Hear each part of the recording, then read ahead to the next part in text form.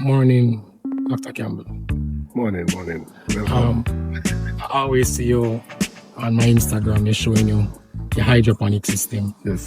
And I must commend as a politician for one demonstrating agriculture first. And I think I like doing that. I've done Crawford goats, I did Carlson Motor when he was doing cattle and horses. And you doing this now, draw me out and I have to do a video with you regarding this. So my very first question to you is, why hydroponics? Hydroponics because I'm very busy and land space. Obviously, I don't have access to a whole heap of land here. This is residential area.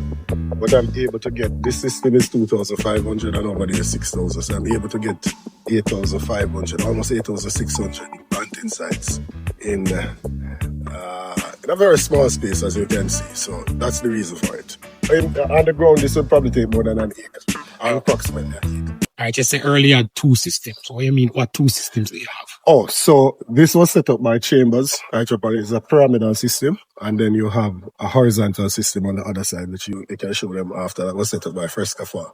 So there are 2 different systems, and I did that deliberately because this is me starting out and testing the water with 1 foot as opposed to both feet. So I can see which one works better, and then I can expand, because the vision is actually to be the largest hydroponic farmer in the region. Nice. So, I wanted to see how they grow, what's the productivity of the different systems, the weight that I would get from each one of them, and then, to determine which one I use for the expansion.